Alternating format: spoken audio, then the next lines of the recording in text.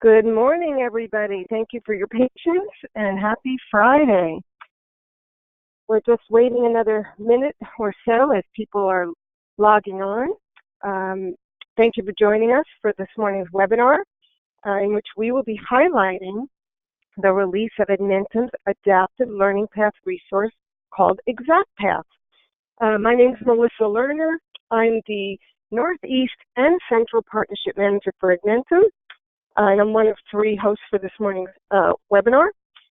This just to put a little context before you.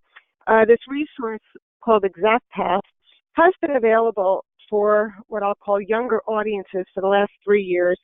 It's won all kinds of awards, the latest being an ISTE award. And we've expanded the level of content out past K through 8 into the post-secondary and adult population market this past year. And we're delighted to share the new resource with you. I'd like to introduce my colleagues, Madison Michelle, who's from marketing, and Laura Porter-Jones, who's one of our national educational consultants. I will wish you an enjoyable and insightful webinar. By all means, if you have questions, type them in. And at this point, I'll turn this over to Madison. Thanks again for joining us. All right, thank you, Melissa. Before we get started, I just want to make sure we're all on the same page using GoToWebinar this morning. So I'm going to go through a few things of your attendee interface. So right now on the screen, you are looking at an example of the GoToWebinar control panel. This should be on the right-hand side of your screen. This control panel will help you participate in today's webinar. By clicking on the orange arrow you can see pointed to on the screen here, you can close and open your control panel. This audio pane shows that by default you have joined the webinar with your microphone or speakers. However, to provide the best possible experience for a group of this size, we have muted all attendees this morning. If you're having any difficulties with your speakers, you can also join by telephone. If you select the radio button at the top, we provided a toll-free number and an access code for you to be able to do that, but you will not need an audio pin because, again, you are muted this morning. As Melissa said, if you have questions during the session, you can use the questions chat area to be able to type those in. I will be here throughout the webinar behind the scenes, so feel free to type those in, and as they occur to you, we will pause the session periodically to respond to those questions, and then as time allows, we will also be able to have some Q&A time at the end of today's presentation. Finally, because I always get this question, and it is a good one, today's webinar is being recorded. We will send a link to access that recording to all of our registrants, whether you were able to attend this morning or just registered and perhaps they're not able to attend for the full length of the webinar. You can expect that in your inbox within the next 48 hours. So without further ado, let's jump in. I will now hand it over to Laura. Thanks, Madison. Appreciate that. Well, good morning, everyone. Thank you so much for joining us on a Friday. Well, first and foremost, you need to know who we are. Edmentum is your trusted partner for all things related to curriculum and assessment. We want to be your source when you have needs with your learners, and we strive to make sure that it's research-based, that it's relevant, that it's rigorous, and it's accessible. So, in terms of adult learners, we know that you have a number of very different situations and circumstances. Some of you are dealing with learners who've been out of school for a very long period of time, and they're coming back after perhaps being out of school, or they've been in the military, they've had families and jobs, and it's been a long period of time, and now they need to gain new skills in order to, say, attempt college or finish that GED. We want to make sure that you have the different curricular and assessment solutions that make it possible for these learners to be successful, no matter the particular circumstance. Today, we're going to talk, though, about a specific solution, as Melissa mentioned, called ExactPath. And here's why we're really excited about ExactPath. Previously, before we had tools such as this, we had kind of a one-size-fits-all. If you have a learner who's trying to complete that GED, you're going to put them in front of the preparation for a math course in that mathematical reasoning, or you're going to try to help them gain the literacy skills that they need. But the problem is this: we're all coming from very differing perspectives, backgrounds, and issues. So we've got to be able to target that.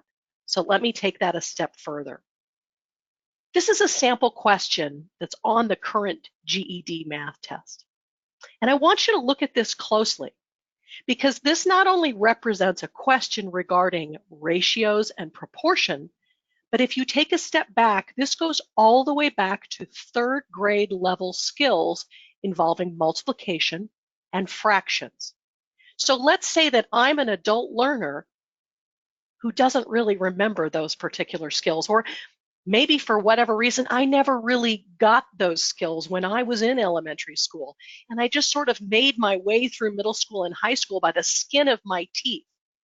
It's time to go back and make sure that we've got those skills down so that we can confidently and appropriately approach the work that's in front of us. That's where ExactPath comes in. ExactPath is comprised of a fully adaptive diagnostic assessment.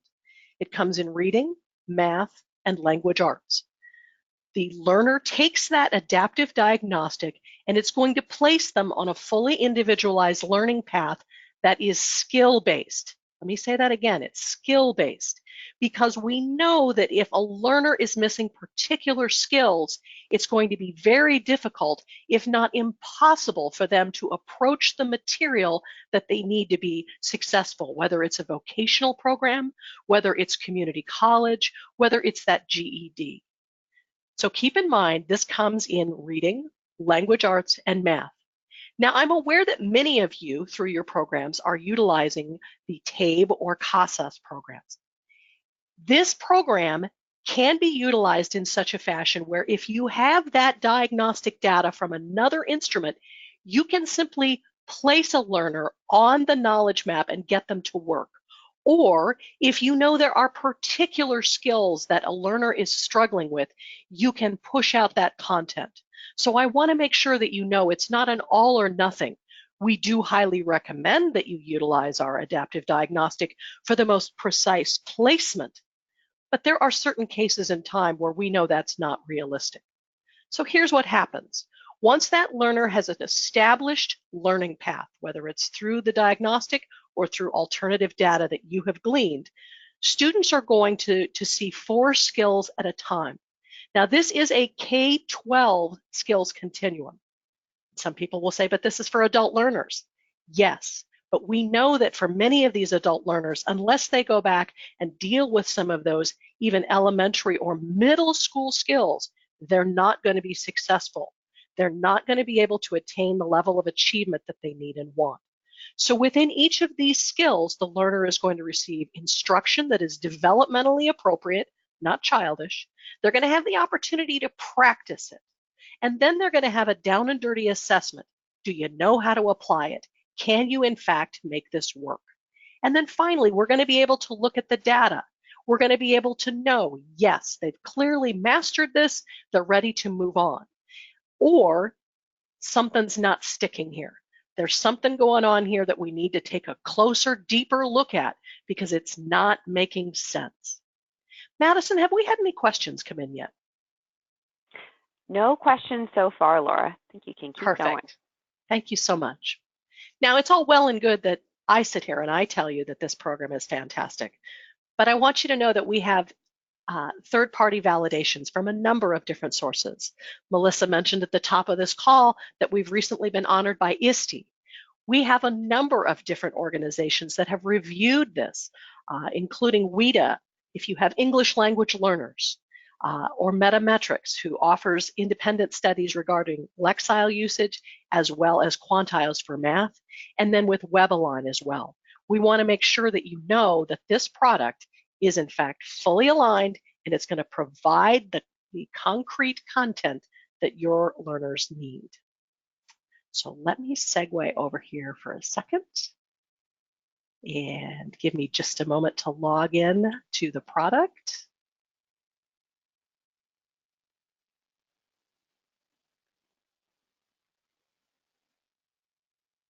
It's taking its own sweet time this morning, of course. It always knows when I'm trying to do this. It has that sense, I suppose. My apologies. Here we go. All right. So the first thing I want to show you is if in fact you're using our adaptive diagnostic, and we do highly recommend that you do, you're going to get some detailed information about exactly where this learner is in terms of their skills. And this is critical information because if we're expecting a learner to perform at a 9th grade, say, reading level or above in order to complete college level work or to prepare for a certification in a particular type of job training program, we need to know that they have that ability. Now, in the case of this particular sample learner, I can see what skills have been assigned. Now, you'll notice here, it says 8th grade. That tells me that the learner still has some gaps all the way back to the 8th grade. Anything that's labeled in green here is assessed above. That's the good news. All of these different colors represent the different domains. So we have all of the different domains in terms of reading represented here. Now, as I come down here, I can see that there are 3 that are labeled in blue: the point of view, evaluation of arguments, and conflicting information. The blue tells me that the system has assigned these skills to the learner on their individual path. They're going to receive instruction, the opportunity to practice, and then they're going to get that down and dirty quiz that I mentioned, because clearly they are not able to utilize or apply these particular skills. Now, as I work my way down to the 9th grade level, I can see that there are even more gaps. Keep in mind, anything that's in green is labeled as assessed above. On that diagnostic, they could demonstrate the ability to use that particular skill. But when they got to character development, not so much. Need to go back, need to review that, okay? Now you'll notice that there's a gray gap in here when we start with textual evidence, theme, summarization of literature, figurative meanings, connotation, and denotation. That means that this learner is not even ready to approach those skills. Keep in mind that this skills continuum is sequential in that one builds to the next. And what will happen is when the learner is able to master these 4 skills, it is highly likely and probable that the student will then be automatically, the system will do it automatically, will automatically be assigned to those skills because they have the foundation, the schema with which to approach those skills. You'll also notice as we go further down here that there are a number of skills that are already assessed above: vocabulary, meaning and parts of speech, and multiple meaning words. This system is very precise in its identification of what a learner does and does not know and what they can and cannot apply. That's critical because the last thing we want to do with an adult learner is waste their time on skills that they already know. We want to make sure that we are targeting only those areas that they are ready to learn and that they need to learn. All right. So let's go over here and take a look. This is what we call our knowledge map. So this is a demo account of sample learners. It is real data, however, names and so on have been changed. So I want you to take a look at what we have on the screen here. I have my learners by name over here on the left-hand margin, and up here at the top, I have my skills continuum. And what we're looking at now is a group of learners who are working on mathematics. And again, I want to point out that the different domains are coded by color so that it's easy for you to see. So let's take, for example, if you're working with a learner who is preparing for the GED mathematical reasoning, and you know that their area of struggle is in numbers and operations, you can, in fact, just highlight numbers and operations, and it will squish that down for you so that you can hone in and focus on that. So that tells me right off the bat that I have a learner here, Zach, who's clearly working at the 6th grade level, okay? So Zach is clearly not going to be ready to take that mathematical reasoning, but now I have a roadmap for him. I have exactly what he is ready to learn, and I can see what it is he's going to do. So I can just click on this box, we'll click on number theory, and I can review the lesson that is going to be automatically assigned. I can look at the practice that's embedded within this lesson, and I can also look at the quiz. So if I want to review that quiz and provide some support to this learner before he attempts it, I can do that. Well, let's say that Zach struggles with this.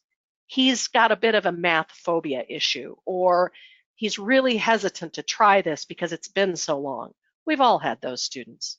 So I can go straight into the resources tab here.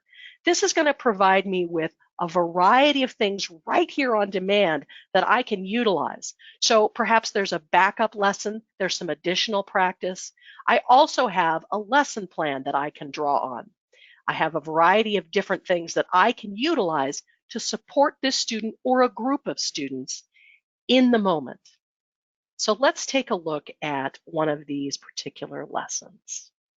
Okay, dividing multi-digit numbers. Yes. Before you pop that open, we did get a question about application, I think, here, which is ExactPath available for college developmental courses? Or how might it fit in that context? Well, keep in mind that this is meant not to be a curriculum so much as it is to be a support and a supplement. So if you have a learner who's taking, say, a developmental course in math, this would be a superb matchup with that, because this is going to target just the skills that the learner needs, those key areas that are missing. So for example, in my experience in working in community colleges, the developmental courses are sort of stacked, if you will, to build the student up to that primary 100 level math or reading or English course. So if you know that you have a student who is, say, functioning at about an 0700, 070 class sort of thing, you have an idea based on some test results, whatever instrument that you're using. You can either use those to place the student into the knowledge map, or if time permits and resources permit, you can have them take our diagnostic, and it will provide you with a very detailed learning path that will show you exactly what skills that learner needs to remediate prior to being successful. Excellent. Thanks for the question. So I want to show you another mechanism by way you can assist with your students. So if I come over here to my classes, I want to go into groups. So I was talking a few weeks ago with a program that's a literacy center. And one of the things that they have to do is they have to work with students who are at an incredible variance in terms of where they are proficiency-wise. So let's take a look here, reading informational text. Let's go on the premise that I have a group of students that are going to be coming in this afternoon to work with me, and I want to make sure that I am using this time as best as possible. So I'm going to look at reading informational text, and I'm going to select a particular skill down to the grade level. Now keep in mind, because I have that knowledge map, I'm going to know where my learners are. So I'm going to come down here to 8th grade, and I want to look at summarizing information. Perhaps we've been working on some writing assignments or the ability to look at text and really understand connotation and denotation.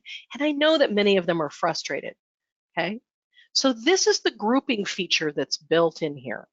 So what I'm gonna do is I'm gonna ask the system to give me an auto group based on this particular skill. And so here's what it's done for me. I can see over here I have 2 students, Kaylin and Zainab. They already know this. It's shaded in green.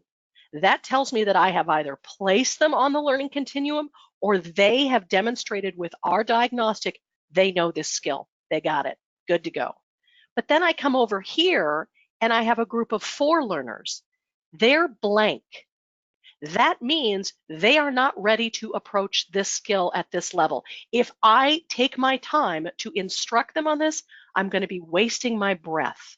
It's not going to be a good situation. So I'm going to go ahead and I'm going to clear that out, and I'm going to take it back a little bit. I'm going to go back to, say, 6th grade, okay? Now keep in mind, you can do this in real time, because as your students are working through this, you're going to know, have they completed a quiz? Have they finished a lesson in the practice? I'm going to be able to see that in real time and know that. So now I have 4 students that have actually completed this. But again, when I come over here, I have 2 that are clearly not ready to.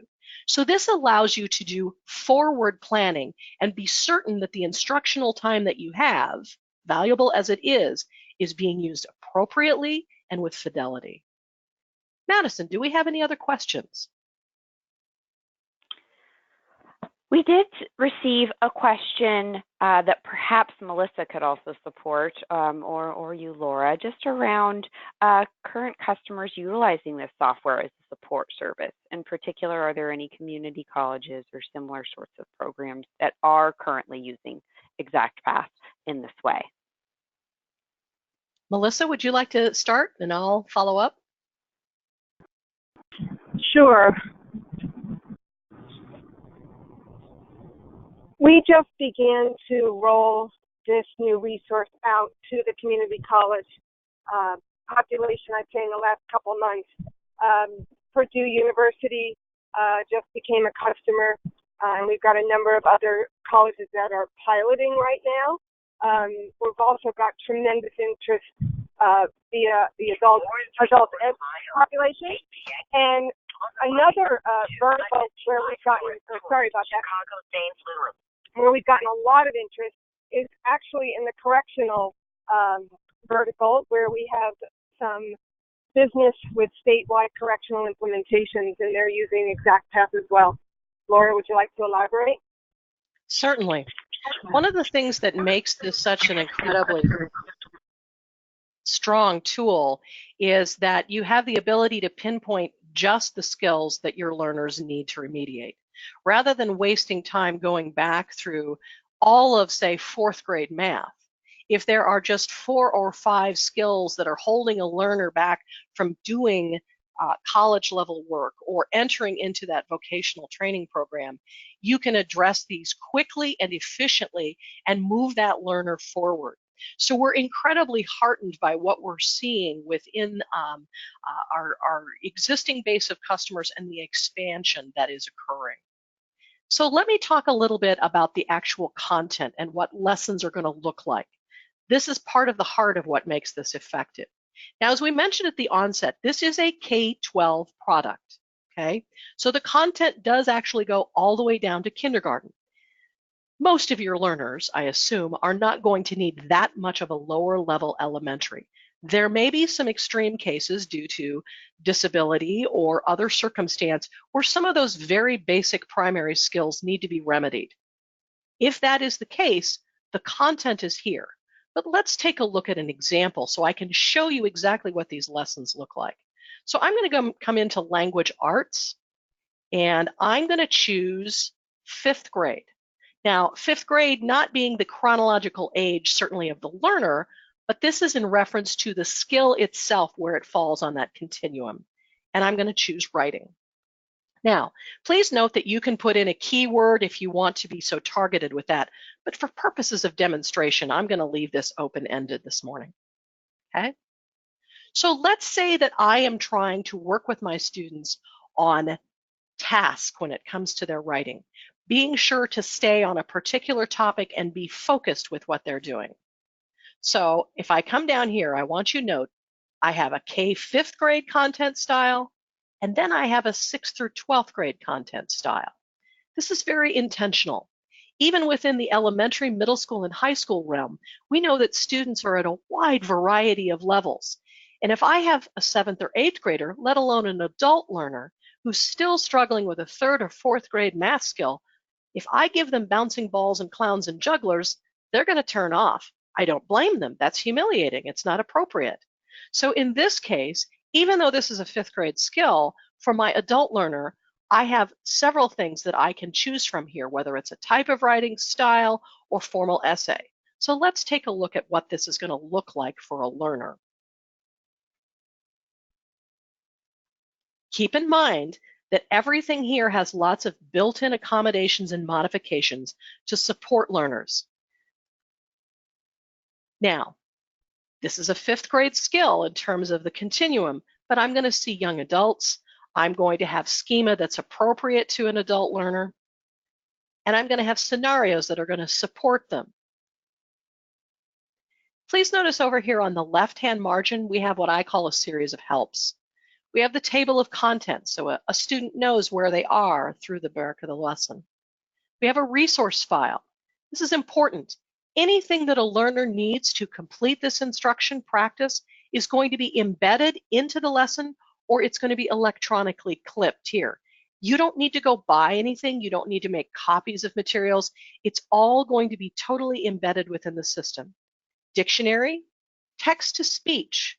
Now, please note that all of this can be fully narrated, independent. The student can do it themselves.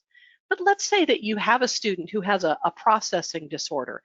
Maybe they are identified as dyslexic, or they're an English language learner, and they're not very confident in their reading abilities. It's very easy to simply turn on the slide narration and have the system read it to them in a nice human voice, not a grating digitized voice. And they can, again, do that independently. In addition, we have a translator that's built in. So if I want or need to translate this, I can copy, paste it over here, and it's going to be translated for me into the language of my choice. I also have highlighters at my disposal. So if I want or need to highlight particular sections of this so that I can go back and review prior to taking the assessment, not a problem. I'm able to do that independently and easily. So let's just go through a couple more slides here. Just want to give you a sense of what this looks like. Keep in mind, these are very targeted lessons. These are not going to be multiple skills. We want to target the one skill. In this case, we're looking at types of writing. There are going to be frequent checks for understanding. And there's going to be opportunities to go back and review should the learner need to do that. Excellent. Any questions that have come in at this point, Madison? No additional questions. We did get a comment from Alondra who said this is a really good program and that it will help teachers and students manage their time. Excellent point. One of the things that we're really committed to at Edmentum is making sure that teachers have more time to do what they are committed to doing and need to do. We don't ever want you to purchase a product that's going to require inordinate amounts of time that's going to separate you from your learners. One of the things that makes this so incredibly valuable is that because you know you're targeting just what the learner needs when they need it, you've got the time to do the things that really matter working with your students. Now, I want you to notice too that there are alternate resources because we know here that students don't always get it on the first attempt. So we want to have backup. We want to have an alternate for you.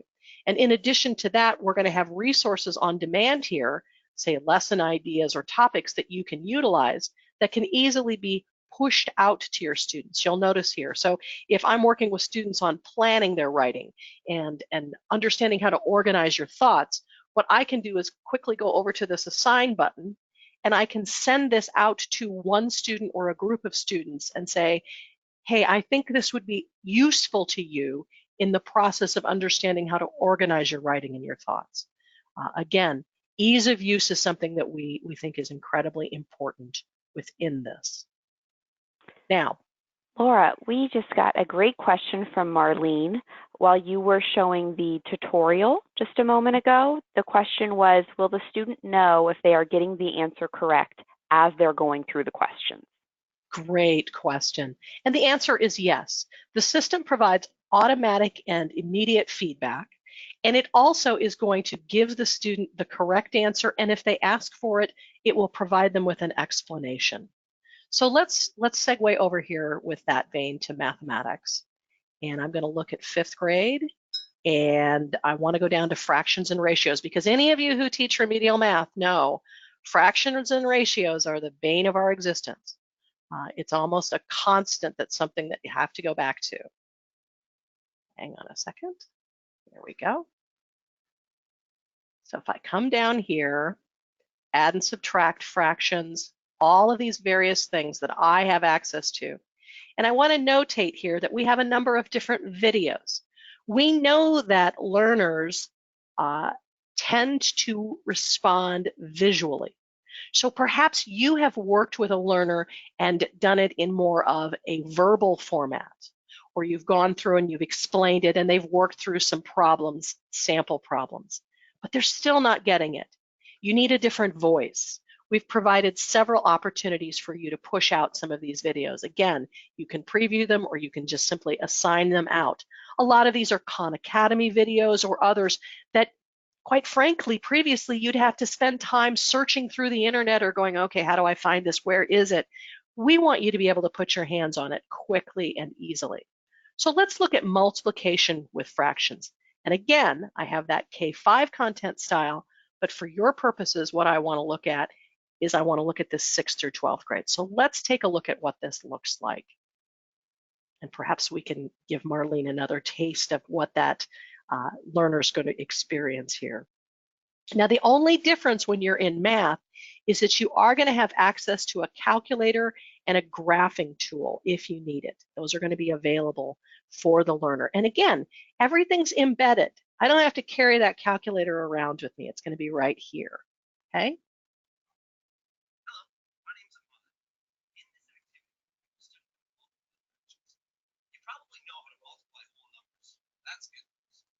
So I want to point out again, this is a very human voice. And certainly what we're looking at is a young adult here. No bouncing balls, no clowns, no jugglers. Again, this is a 4th, 5th grade skill, but we don't want to do anything that's going to intimidate or humiliate an adult learner in any way. We want to give them the confidence to move forward with this. So we're going to break this into small chunks. All of our instruction is based in constructivist theory. We're going to tie one thing to the next, and we're going to do it in manageable small chunks. We use a lot of different modalities, and we make it very easy for the learner to sort of catch on to it, if you will. So let's go through this and take a look at how this is laid out. You'll notice that I'm working my way through these different tiles so that I can see the different pieces. This is basically set theory expanded. You can't do fractions unless you're doing the pizza, the pie. So again, it's very easy to work through each of these pieces. Another note here, if I need to save and exit, if I'm done with my time today and I click and I leave this, when I come back, it will allow me to go right back into the place that I was working previously. So let's move forward here and see if I can find one of the sections where it's going to ask us a question. Okay. So in this case, there's material that's embedded in here that the student is going to either read, in this case, or if I click on this button, it will read it aloud to me. Jerry needs to transport some steel beams by trailer. A full beam weighs 7/8 of a ton. Okay, so we want to make sure that if that learner needs to have it read, they can do so independently without having to ask repeatedly for assistance, because we know they're more likely to just give up and quit or to not understand what it is that's being asked of them. So at every turn, we want to make sure that they have what it is that they need to be able to be successful with this. Let's take a look at a quiz so you get an idea of what that looks like. Keep in mind, again, these quizzes are going to be very down and dirty, and they're going to be very targeted. These are not going to be over multiple skills. This is going to be specific to this particular skill. And in this case, you can see it's 10 questions. Most of the quizzes are about 10, maybe 15 questions, and they're not going to take very long. Because I'm in the teacher administrator side, the correct answer is automatically displayed here. Okay. So let's just take a look at a couple of these different ones. So in this case, the student would need to perform the calculation and enter the answer into the system. I want to point out that, again, we've got these tools right here at hand so that they can use them. If they need the problem read aloud to them, we can do that, and they can even choose a male or female voice should they need or want to. We have the ability to highlight. And here's another one that I particularly like. You can print the entire quiz out.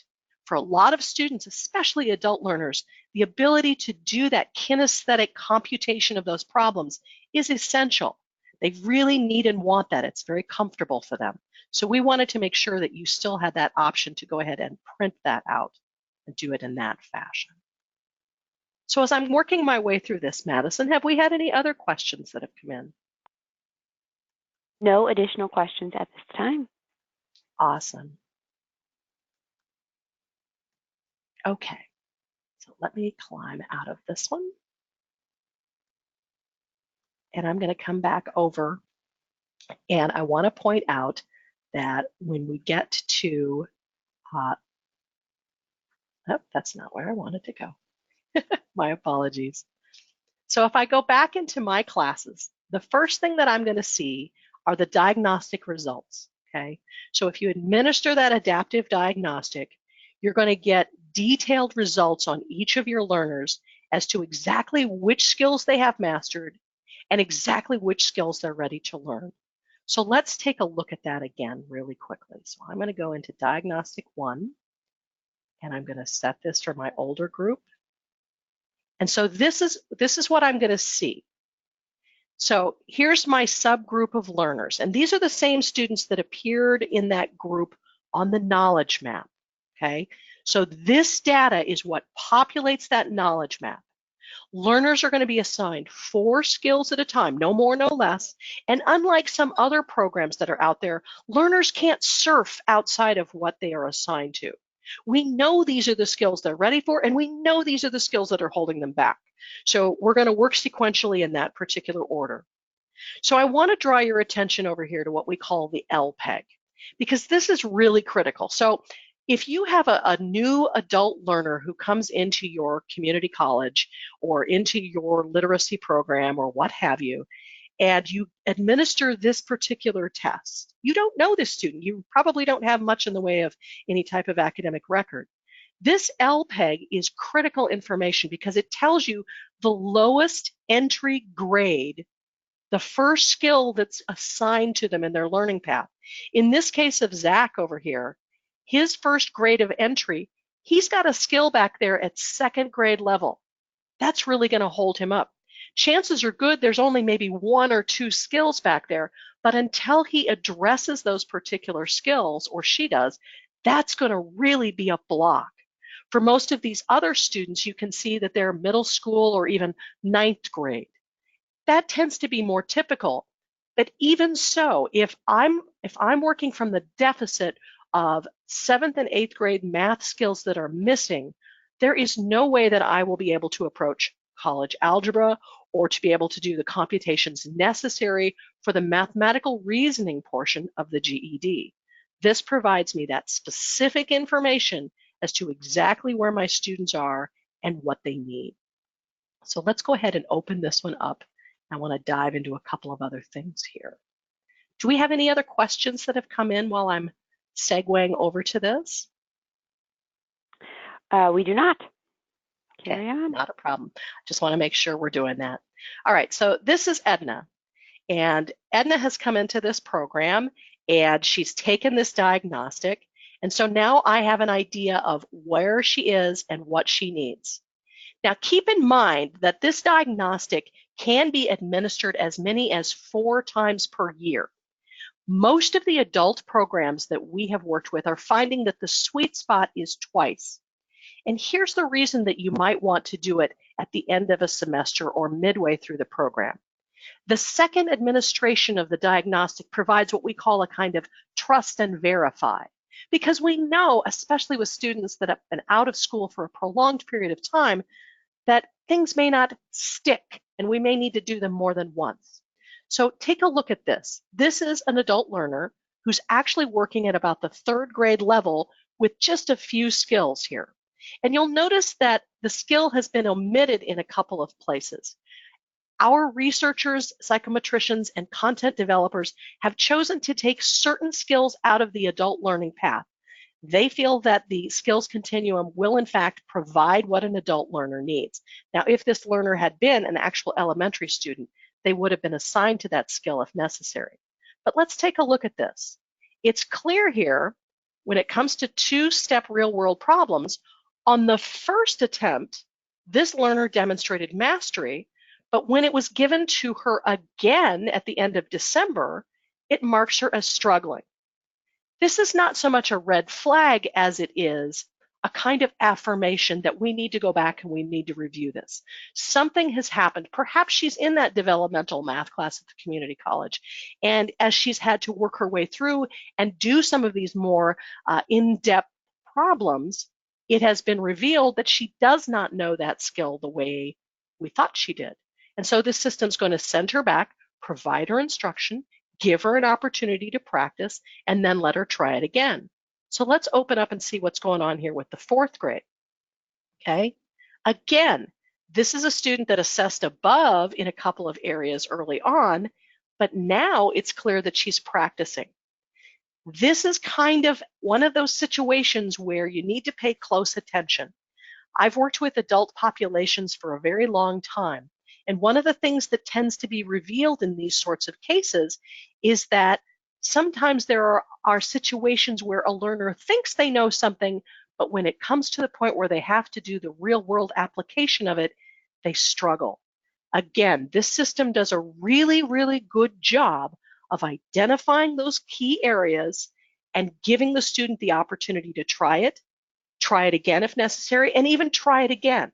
Because let me point out, if in fact a student struggles, if they're assigned to it and they get through the lesson and they take the quiz and they're not successful, the system's going to send them back into the instruction automatically. The instructor doesn't have to do anything. Provide them a different practice, a different quiz, and support them if they need it. Now, a teacher can, through that resource content that I shared, push out videos, push out an additional lesson or a practice if they feel that's appropriate or need to. Or in certain cases, it's going to be very appropriate with the time available for you to sit down one-to-one and maybe pull a worksheet and meet with that student and say, this is clearly something that's holding you up here. Let's talk this through together, because I know exactly what it is you're struggling with. I have the data in hand, and I have the information I need to make sure that you're successful. All right. Any questions, Madison? Yes, Laura, we have a couple from Christina. So I'll start with the first one that she had here. Of course, you showed some of the data that we get out of the exact path assessment, but her question is, would an advisor be able to set a student up with lessons, or in this case, a learning path, based on their AccuPlacer scores? Great question. Yes. The way that this system is designed is that you can simply put a learner into a learning path based on other data. If I come up here, you'll notice this button that says Edit Learning Path Placement. We know that in certain cases you're required to, say, administer a TABE or CASAS or other instrument. So if you have that data already and you know that a student is working at, say, a 5th grade level in reading, go ahead, place them on that learning path. You can put them into a particular domain, or you can set them up for that entire course. Again, we do encourage you to use our adaptive diagnostic, but we know that there are times and circumstances where that is simply not realistic. Thank you, Laura. The other question from Christina, it looks like she may be using Plato courseware currently. And how is this similar? Her read here was that perhaps it was similar, but with some more features and focused on support. But perhaps you could talk about how those two might play together. What a great question. Well, thank you. We're so grateful that you, in fact, use our Plato courseware. Plato is the granddaddy of them all when it comes to digital courseware. It's been around for almost 60 years, and we're incredibly proud of it. In fact, ExactPath and courseware sit on the exact same platform. So if I, as an instructor, and I'm logged in now as a teacher, if I, as an instructor, am using courseware and I have my students assigned to particular classes, I can also assign them to a learning path, an ExactPath. So if I have David Jones, and David Jones is taking a remedial math class before he gets into his developmental math class, I can also have his ExactPath plan on that same portal. A student doesn't have to log into multiple platforms in order to access this. Now, I want to keep in mind the difference between courseware and ExactPath. Courseware is designed to be just that, courses. They are aligned to very stringent standards. They have measurements for success and completion and all kinds of things that are tied to, in most cases, graduation requirements or other things related to credit in the K-12 world. However, in the adult sector, they're used for a lot of different purposes, such as GED preparation or other curricular training, vocational support programs, and things like that. So this is an excellent application. So if you have a learner who is working on, say, ASVAB preparation, because we have an ASVAB component in courseware, in preparation for entering the military, that ASVAB preparation can sit on the same platform as an ExactPath learning path. So you can have a learner with one login, one portal, working on all of those things simultaneously. Other questions, Madison? Thank you, Laura. We have not received any additional questions at this time. Now, I know we are at time, so I definitely want to thank you, Laura. Thank you, everyone who has already chatted in questions. We will stick around for a few more minutes. If there are additional questions, please feel free to chat those in. But I do want to make a couple of final announcements before I let you all go. For one, if you are looking for a printable certificate to show professional development credit for attending today's webinar, I am chatting out a link to that right now. You will also receive it in the email that you get following this webinar. So that is another way that you might be able to access that if that is something that is of interest to you. Finally, a reminder that a copy of today's live webinar recording, as well as the link to the survey, will be emailed to you within the next 48 hours.